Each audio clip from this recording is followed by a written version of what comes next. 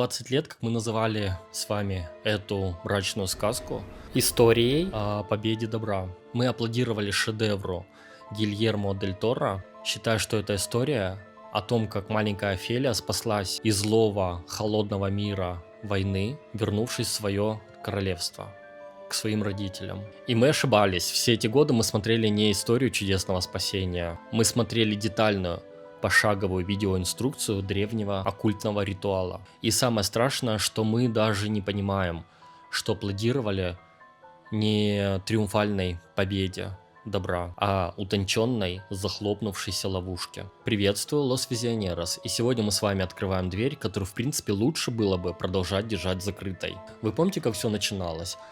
Девочка, героиня, находит в лесу осколок, каменный осколок с рисунком, похожий на глаз. И следом находят каменный идол, где этот рисунок отсутствует, от чего девочка и понимает, что необходимо добавить этот недостающий кусочек, каменный кусочек, установив его в свое место. И мы, зрители, умиляемся. Смотрите, она починила памятник. Это добрый поступок. Сейчас начнется тотальное добро. Но те зрители, которые выросли на восставших из ада, мы с вами понимаем, что она не открывала памятник. Девочка собрала шкатулку Лемаршана. Перед нами Герма. Это древний каменный столб, который ставили на перекрестке миров. Это вход из мира живых в мир мертвых. И фактически, вернув пазл на место, девочка делает этот портал открытым, чему мы сразу получаем подтверждение, когда видим, что из портала появляется страшное насекомое. В данном случае богомол, но это далеко не богомол. Перед нами фея. Впоследствии мы увидим его в образе феи и тем самым получим подтверждение, что девочка открывает портал в магический мир. Но нужно помнить о том, что этот богомол, это страшное насекомое, становится феей только потому, что надевает на себя гламур. Гламур в древней магии — это не что иное, как морок, который натягивает на себя жители нижних миров, чтобы казаться более симпатичными и более приемлемыми для нас. Мы вместе с девочкой, вместе с Офелием проникаемся симпатией к этому герою, считая, что сейчас он поведет нас в какой-то лучший мир. И возвращаясь опять к тому моменту, когда девочка собирает шкатулку, зло не может само прийти в этот мир, оно должно быть призвано. А в фильме в истории «Восставшего из ада» для этого у вас собиралась шкатулка. В этой истории мы видим собранную Герму. И тем самым зло получает приглашение: войди сюда, войди в этот мир, дорога открыта, мы тебя ждем. И в этой истории девочка получается та самая аутичная героиня, которая по недоразумению, либо просто потому что почему бы и нет, открывает этот мир, этот портал и впускает древнее зло. Древнее зло в виде фавна. Присмотритесь к этому существу внимательнее. Перед нами фактически бог природы, бог танца, бог сексуальности, а также бог паники. Паническая атака. Все эти значения — это все внутри характера этого божества. И ему глубоко плевать на человеческую природу и глубоко плевать на саму Офелию, что впоследствии мы с вами увидим. Обратите внимание на момент, когда он появляется. Он появляется в этой истории в максимально уязвимое время для героини. Отец погибает, мать ищет возможность новой жизни, пренебрегая своей дочкой.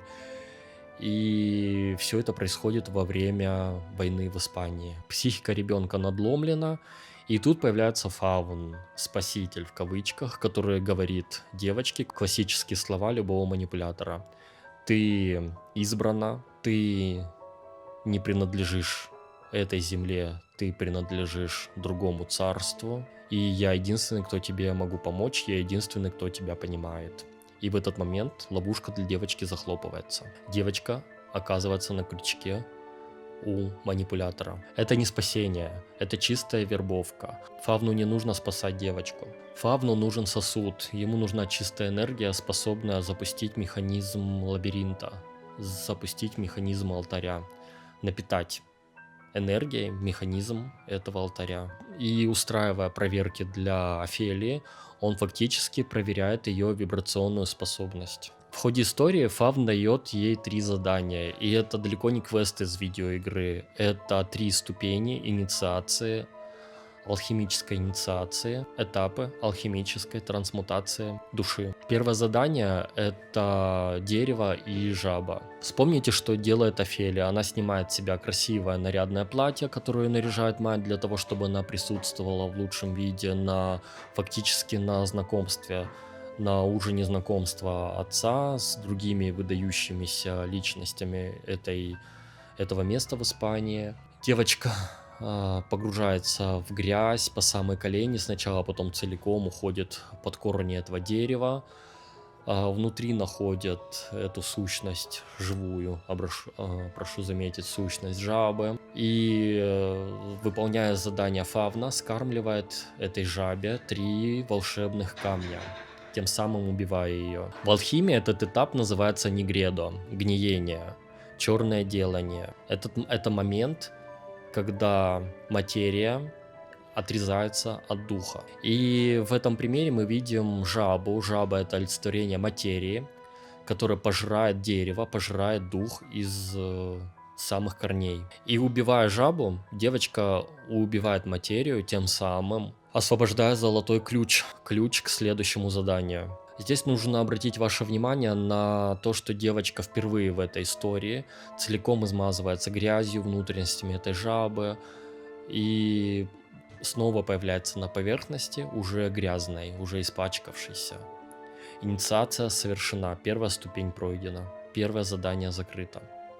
Второе задание — это бледный человек. Перед нами очень коварное создание. Гильермо дель Торо, создавая этот образ, вдохновлялся Сатурном Гои. Сатурн, пожирающий своих детей. В этом примере это символ времени, Хронос. И девочка, проходя это задание, слушая Фавна, должна принести Фавну ни корону, ни тарелку, не какое-то изысканное блюдо, даже не самого бледного человека, она должна принести кинжал. И это не просто кинжал, перед нами атом. Это ритуальное оружие ведьм. Именно этим ритуальным кинжалом ведьмы отрезали материю от духа и отрезали энергетические каналы. То есть фактически это оружие, этот кинжал нужен для отрезания каналов между жизнью и смертью. Девочка кое-как выполняет и не выполняет эти задания и отдает этот самый атом, получая приглашение на 3-е задание, которое придет к ней чуть попозже. Когда девочка передает Фавну кинжал, Фавн уже знает, что будет в конце. Фавн знает, что для прохождения 3-го этапа девочке нужно оружие, проливающее субстанцию жизни. И теперь мы с вами подходим к моменту, который обманул буквально всех нас. Это Мандрагора и помощь матери. Помните этот корень, который Фавн дал девочке для того, чтобы она смогла помочь своей матери, излечить ее, фактически излечить ее? Корень, похожий на ребенка. Его нужно класть под кровать матери, каждый день питая его молоком и виральными жидкостями самой девочки, которую он добывает из кончика своего пальца. И в этот момент зритель думает, какой Фавн молодец, помогает матери, помогает фактически будущему брату этой девочки. Но давайте посмотрим на это глазами средневекового чернокнижника. Перед нами гомункул. Гомункул из Мандрагоры. Создание искусственной жизни. Жертва Офелии и молоко вместе создают между плодом Мандрагоры и плодом внутри матери, и, возможно, даже и самой матерью, энергетическую связь. Фавну плевать на мать. Через этот корень-паразит он устанавливает свою связь с будущим плодом, с плодом ребенка. Он буквально откармливает его, накачивая его своей силой. И зачем он это делает? Потому что ему не нужна мать, ему нужен младенец. В финале он потребует именно его. Вся эта забота была подготовкой жертвенного агнца. Перед нами чистый паразитизм, замаскированный под медицину, пусть даже под народную. А теперь мы с вами переносимся в центр лабиринта. Это уже финал этой истории.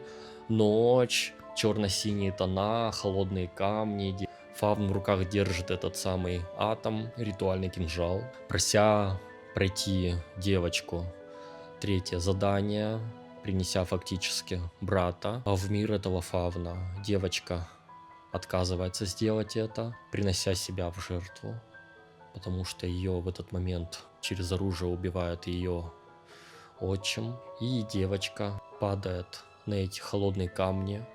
Из девочки проливается виральная жидкость, начиная питать алтарь. В этот момент случается магия кино, кадр наполняется золотыми тонами, и мы с вами переносимся в подземное царство вместе с душой этой девочки, где девочка оказывается в окружении своих родителей, уже царей. Мы видим, что вокруг летают эти волшебные феи, и девочка находит подтверждение в словах Фавна, что она выполнила все 3 задания, что она умничка, что благодаря этому она снова возвращается к своим родителям, она принцесса, которая вернулась править своим царством. Но так ли это на самом деле? Давайте посмотрим на это глазами гностиков. В гностических текстах физический мир — это тюрьма, и демиург — это хитрый обманщик, который, в принципе, создает оковы вокруг этого мира. Что мы видим в реальном мире? Девочка при смерти, девочка задыхается, ее зрачки уменьшаются, она мучается. И что же мы видим в фантазии этой девочки? Что в этот момент девочка переносится в золотой мир. Будем называть его золотой мир. Но фактически это золотая клетка эгрегора. Выполняя этот ритуал, проходя инициацию, девочка все глубже погружается в эгрегора этого Фавна. Фавн становится хозяином не только физической оболочки девочки, а еще ее души, фактически поймав ее в эту золотую клетку. На протяжении следующего бесконечного цикла Фавн теперь будет питаться энергией этой девочки, в сознании которой, в ее угасающем сознании, последние силы нейронов создали эту самую золотую клетку. С помощью, конечно же, и силы Фавна. Перед нами классическая гностическая ловушка, в которую попадает этот ребенок. А Фавн получает то, что хотел. Еще одну батарейку, которая будет создавать, подпитывать эгрегор. Он забирает с собой энергию чистой души, добровольно шагнувший за край. Еще раз посмотрите трезво на цвета финальных кадров. Реальность — это холод, синие, черные тона, это максимально чужой, неприятный мир.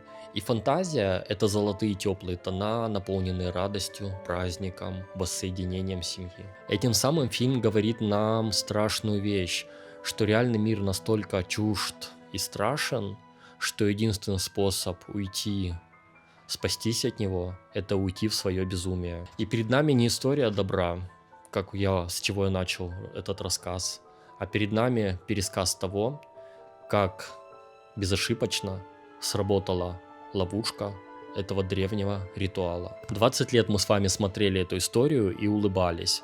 И теперь, зная символику и зная возможные исходы этой истории, сможете ли вы снова улыбаться, глядя на финал этой истории, глядя на финал Офелии? Лабиринт Фавна — это предупреждение. Не все двери ведут к свету. Не все лабиринты созданы для того, чтобы их разгадывать. Некоторые лабиринты существуют для того, чтобы вы в них навсегда запутались и остались, тем самым продолжая питать этот лабиринт. Это канал Los Visioneros. Мы с вами иногда заглядываем краешкой глаза в бездну, чтобы обсудить с вами, чего нам опасаться, чего нам бояться и куда, возможно, заглядывать нам не стоит.